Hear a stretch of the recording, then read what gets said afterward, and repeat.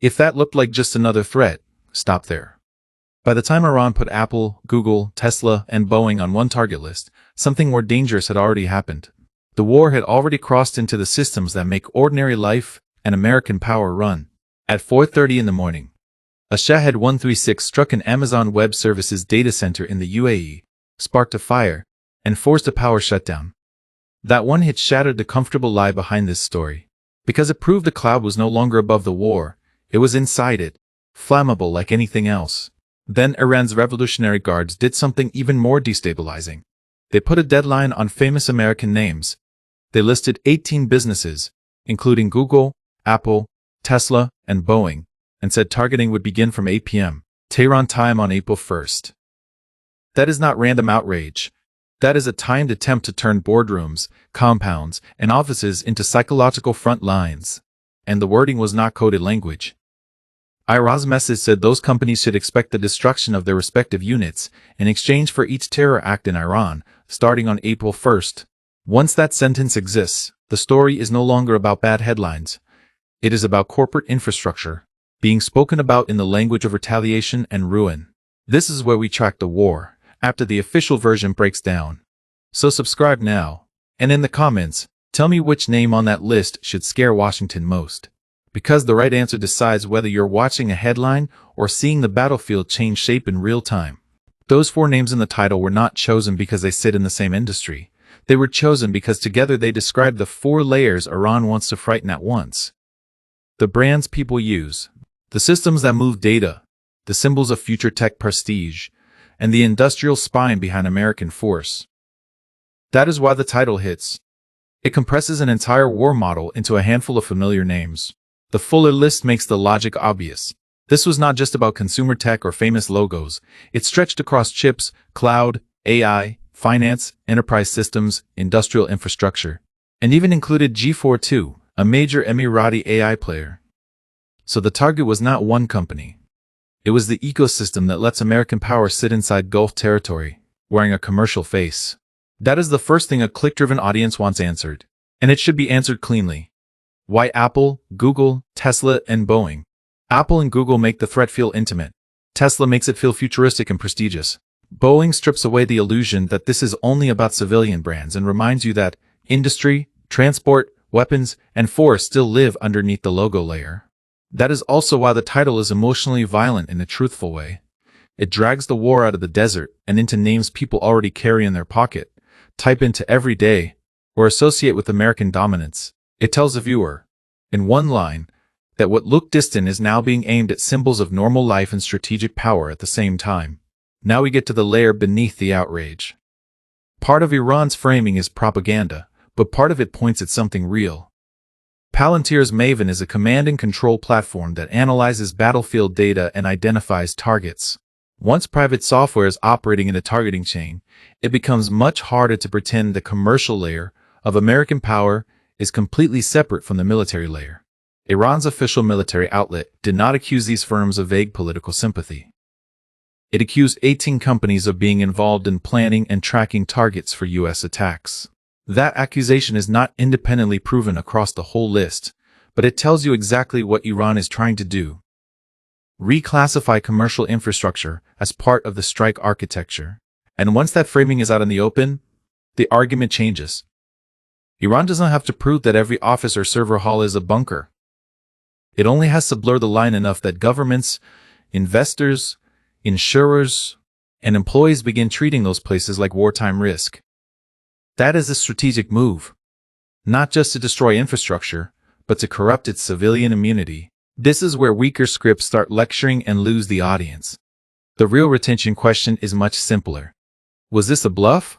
Or was Iran telling the truth about where it now thinks the war lives? The answer is neither cleanly reassuring nor easy to debunk. And that is exactly why this story is dangerous. Weeks before the April 1st list hit, Iranian-linked messaging had already identified roughly 30 locations across the Middle East tied to Amazon, Microsoft, Google, Oracle, Nvidia, IBM, and Palantir as new targets in the region. That matters because it means the threat came with geography attached. This was not just a sentence, it was a map, and a map changes everything. A sentence can be dismissed as rage, A map means somebody has already thought about offices, data centers, research hubs, and regional footprints as specific pressure points. That is when the title stops being sensational and starts looking like an intelligence breadcrumb. By March 1st, the threshold had already been crossed. Iranian drones had damaged Amazon's data center in Bahrain and struck 2 others in the UAE, throwing major Gulf expansion plans into chaos. So when April 1st arrived, with 18 names and a deadline, this was not the first signal. It was the escalation of a pattern that had already proven it could touch commercial infrastructure. That is the point viewers click for and almost never get cleanly enough. The April 1st list was not the beginning of the story. It was the moment the threat became public, specific, and psychologically precise. The real story began earlier, when the war discovered that a cloud facility could be turned into a battlefield object. And once that happened, the logic of the list got sharper. Iran was not simply threatening firms because they are American. It was threatening categories of value: consumer dependence, data movement, AI infrastructure, financial confidence, industrial prestige, defense adjacency. The title only names 4 firms, but those 4 are basically the poster faces of a much wider system. That is why one phrase matters so much. The April 1st warning extended a campaign of threats against American commercial infrastructure. In other words, this was not a one-night panic move after a strike. It was a louder phase of a pressure strategy that had already moved from rhetoric into tangible disruption that makes it far more serious than a one-day headline burst. Now we can answer the viewer's next question the way it should be answered on YouTube, not in a policy memo. Could Iran really smash all 18 at once? Maybe not, but that is the wrong question anyway. The right question is whether Iran can make the US and its allies defend too much terrain at once. Bases, ports, tankers, cloud nodes, offices, campuses, and brand confidence all in the same war. Because if that is the real question, then Iran does not need a perfect strike wave to succeed. It only needs enough proof of reach to make protection expensive, insurance ugly, expansion risky, and Gulf partners nervous. That is a much lower operational bar and a much nastier strategic one. There is no independent evidence of an imminent synchronized strike on every company Iran named, but there is clear recognition that data centers, cloud nodes, and regional offices are now strategically significant in Middle East operations. So the narrowest version of the threat may be uncertain, while the broader military meaning of it is already real. That dual truth is the core of the story. If you dismiss the threat because it may be exaggerated, you miss the shift that has already happened. If you swallow every Iranian claim whole, you become free labor for its information war. Intelligence lives in the middle. Skepticism about the dramatic claim, clarity about the structural change, and that structural change is brutal. For years, the Gulf sold itself as the safe launchpad for a new era of AI, cloud scale, and digital power rich, connected, stable enough, and protected by American reach. Iran's answer is simple and savage. If you host the infrastructure of American influence, then that infrastructure enters the deterrent equation too. That is why the inclusion of G42 matters so much. It tells you this was not just an anti-American rant. It was a warning to regional hosts and investors. It said in effect, if you build your future around American compute, American clouds, American partnerships, and American strategic cover, then your future sits closer to the blast radius than you were promised. And now the title pays off at the strategic level too. Iran threatens Apple, Google, Tesla, and Boeing. Sounds like a grabby line, but the deeper promise of that line is this. The war is moving through the private architecture of US power, and the companies ordinary people think of as brands are being recoded as assets, nodes, levers, and maybe targets. Now look at the contradiction on Washington's side. While Iran was widening the pressure against corporate and regional infrastructure, the United States was extending a pause on strikes against Iranian energy plants by roughly 10 days. That does not signal clean control. It signals a war being fought through escalation, bargaining, hesitation, and message management all at once. And at nearly the same time, Washington was also considering sending at least 10,000 additional combat troops into the Middle East. So one hand was projecting off-ramp, while the other was preparing wider options. That contradiction is not background noise. It is the environment in which threats against corporate infrastructure become harder to dismiss and easier to weaponize. This is what official language keeps trying to smooth over. Military planners can promise interceptions and force protection. They cannot fully neutralize investor fear, executive hesitation, evacuation planning, or the chilling effect created when household name firms appear on a target list with a clock attached to it. Missiles are not the only thing moving markets in this war. Meaning is moving them too. And that is why Apple and Google matter differently than Boeing. Apple and Google collapse distance. They make the war feel close enough to touch. Tesla makes it feel like the future itself is exposed. Boeing makes it feel like the industrial marrow behind American force has been named out loud. Together, those names create a threat that is easier to feel than to forget. That emotional design is not accidental. Tehran wanted the title to write itself.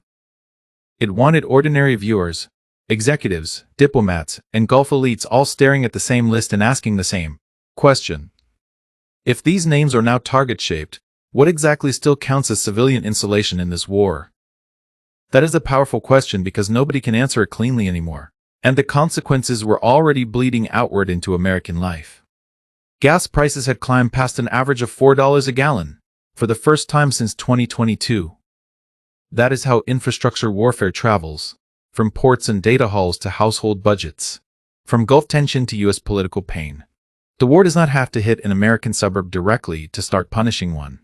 That is why this story should never be told as if it is only about what Iran can physically destroy. It is also about what Iran can make more expensive, more fragile, and more politically toxic. If a threat against 18 firms can help push fear through shipping, AI investment, energy markets, and consumer costs, then the list is already doing work even before the first new strike lands. And bring it back to the human anchor, because that is where real retention lives. The first people to feel this shift are not presidents, and not television anchors. They are the workers told to leave, the families checking where an office is, the civilians living close enough to be told a safe commercial zone may not be safe anymore. That is when geopolitics stops sounding like analysis and starts sounding like a phone call you do not want to receive. So here's the clean answer to the central question. If Iran's April 1st threat was fully real in the operational sense, then the battlefield has openly expanded into the private infrastructure of American power in the Gulf. If it was partly bluff, then the bluff still succeeded in a crucial way. It forced governments, investors, firms, and viewers to imagine that expansion as plausible and maybe already underway. Either way, the deeper conclusion survives intact. The line between civilian business presence and war support infrastructure is collapsing. Once the state fights through private AI, private cloud, private software, private finance links, and private logistics, those systems stop being politically invisible. They become leverage. They become vulnerability. And sooner or later, they become target language. That is the one conclusion the viewer should carry out of this video and not be able to shake. Iran was not just threatening companies.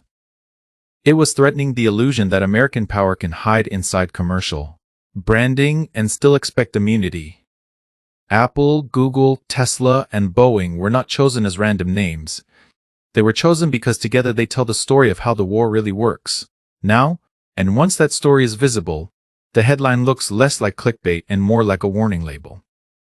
The war is no longer satisfied with armies, depots, and missiles alone.